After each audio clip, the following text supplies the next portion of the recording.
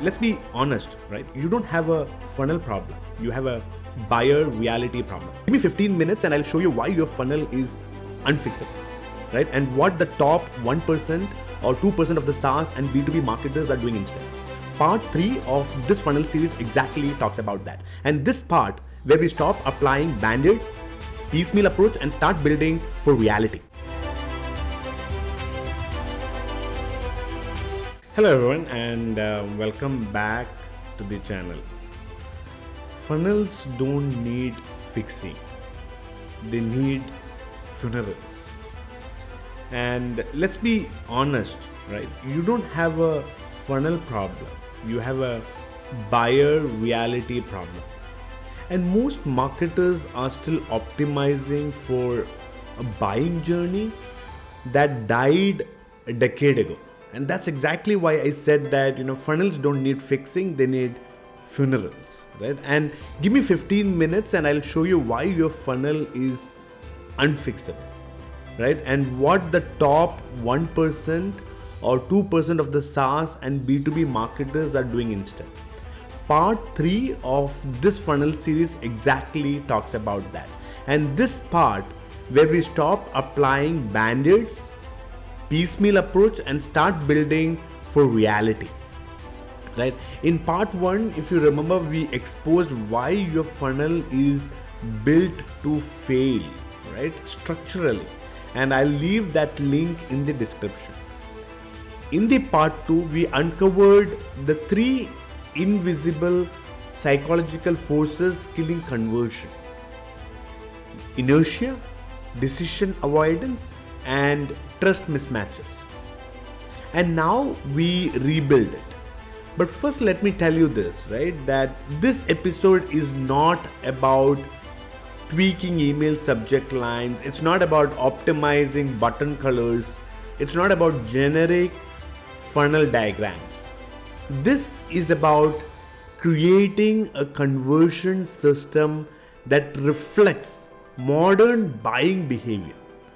It's non-linear, emotional, distracted, but still needing solutions. And let's burn the blueprint and rebuild from zero. And you want to know why your funnel still leaks, right? Even after all your lead generation effort. Because most funnels were built like this. You push buyers into a gated content, right? Then there is a drip which feeds value. Then you force a demo CTA. Then you hope that they'll close. But here is the actual kicker. That's not a funnel. That's a forced, if you will, obedience path, right? It was built in an era where buyers needed you for information. Trust was built by repetition. And sales controlled access. That world has gone, right? Today's buyer has already benchmarked you against your competitors. Fears change more than the failure, right? They ghost you. Today's buyer ghosts you not because of disinterest, but because of the uncertainty, right? And so what we really need now is not a funnel. It's a buyer belief map. And that's exactly what this series is going to talk about, and that's exactly what this video is going to talk about, right? So if you look at the funnel framework, or if you look at the funnel reconstruction that I'm encouraging you to do, the first one is to replace your entry traps with buyer tools. And what do I mean by that, right? There is an old funnel logic that the goal is to capture leads first. That's completely wrong, right? The new rule is the goal is to build commitment. Can you get micro commitments, right? Not just capture attention, right? Every book a demo CTO pushed too early kills 80% of the curiosity and not ready buyers, right? Example, if I worked with a SaaS company and which kind of replaced their homepage CTA from request a demo to audit your deployment, right? Or audit your process or audit your maturity cycle, right, in 2 minutes. And the same product, and we saw an increase in the demo qualified leads. So here is what I'm encouraging you to do. Stop asking for time and offer buyers a path to clarity. Right? Let this sink in for a moment, because you saw how we were able to increase the conversion just by removing book a demo and inserting with an audit of a process or a maturity or a deployment or something like that. Now I'm going to talk to you about the second part of the framework, which is resequence trust around buyer insecurity. Right? And I have spoken to you in the earlier videos also, where we said buyers are worried about being the person who let the company down. Buyers are worried about losing the job. Buyers don't want to stick their neck out, right? So the common advice that you hear is show credibility upfront. And that's flawed. Why? Because buyers don't trust until they feel seen, not sold, right? We know that buyers don't like to be sold, they like to buy, right? And this is another thing that you have to remember. Buyers don't trust until they feel seen, not sold. So what's the fix here? Start with micro use cases relevant to their exact stage. Then show proof of credibility. And you end with the proof of safety, which takes care of the buyer fears, which takes care of the buyer who is scared of losing the job, the buyer who doesn't want to let the company down. So I remember working with an HR company which kind of moved their badges and awards to the bottom of the pricing page. And they started with see how a CFO or a CHRO of a 200 person saved 38 hours per month. And this was phenomenal for HR, because now they could stop doing the administrative task and focus on strategic initiatives that was moving needles for the company, right?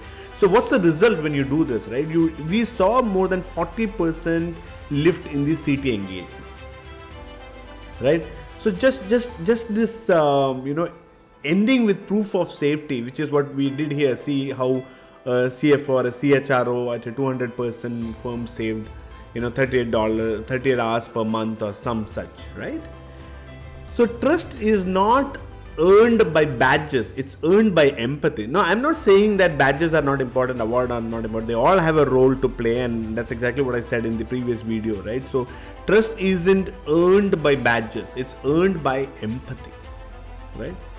The third component in this framework is retire, nurture, right? And coach the buyer instead. Right? What do I mean by that? Yeah, you are not nurturing, you are overwhelming, right?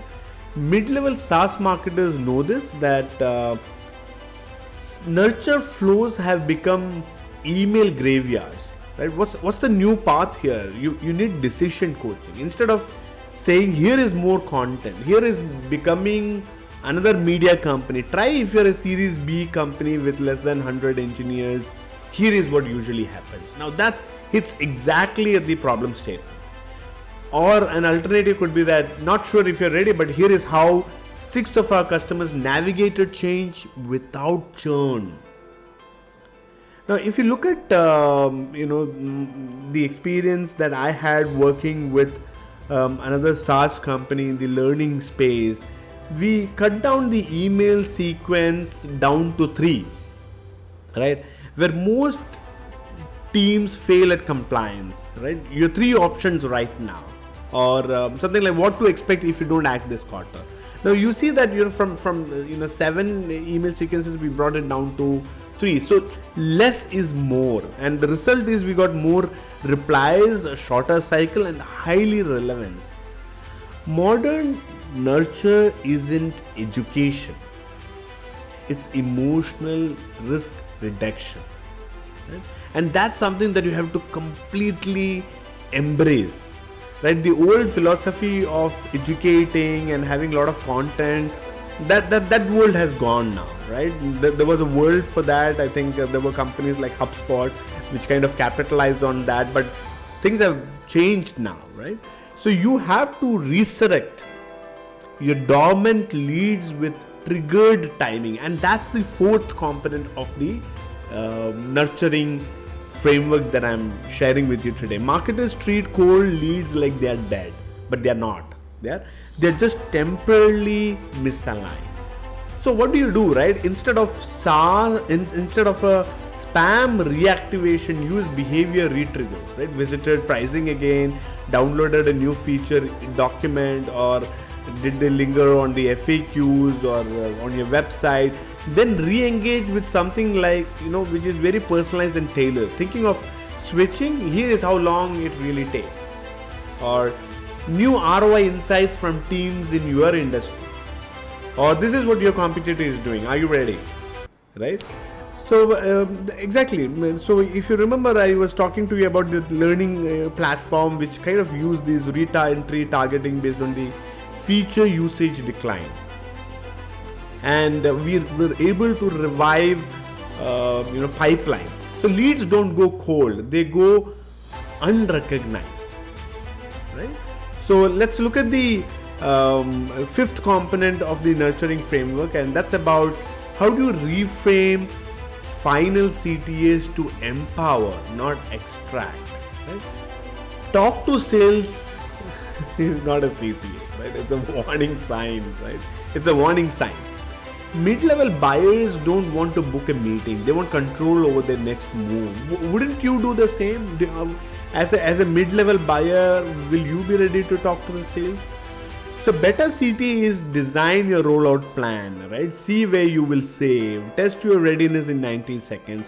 You want to do your due diligence before you talk to the sales. And that's exactly why a lot of analyst reports are already saying that 80%, 90% of the buyer cycle is already completed before they talk to a salesperson.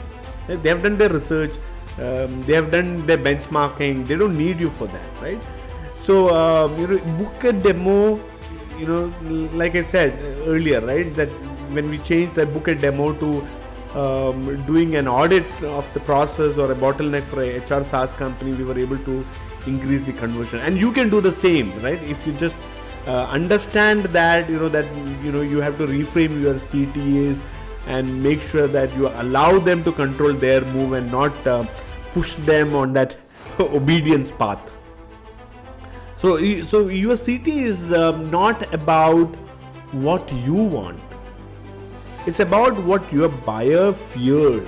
This is one point that I want to really drive home, right? CTs should be about the insecurities of the buyer. Just make that risk reduction as your top priority, right?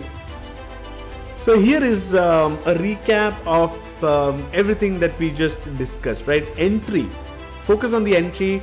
Tools over traps, that's gone. Focus on the micro commitment, right? And focus on the sequence based on buyer fear, not ego. Shift from info push to actionable goals, right? And the fourth is how do you re-trigger or resurrect your leads based on timing and not desperation, right? And frame for control, not conversion, which is what we gave an example of how you can remove book a demo CTO and then start focusing more on how to do audit, how to save, or what your competitors are doing, or some such, right? And that's not funnel. That is a buyer guided, trust layered, trigger driven decision map. It adapts, it breathes, and it respects the reality of today's buyer and not a funnel that's focused on 1990 buyer cycle, right? So fantastic, congratulations, you have completed all 3 parts of the series if you have stayed with me in the last 2 weeks. And I think with this you are ready to see why your funnel is built to fail, what invisible forces to kill it, and how to rebuild it for today's buyer. If you're still trying to optimize your funnel, then I think you have missed the point. You don't need a better funnel, you need a new buying system, and one that works with buyer behavior, not against it. So I'm excited, and I look forward to seeing your comments, and I look forward to seeing you in the next video. Thank you for your time, and have a wonderful day. Bye bye.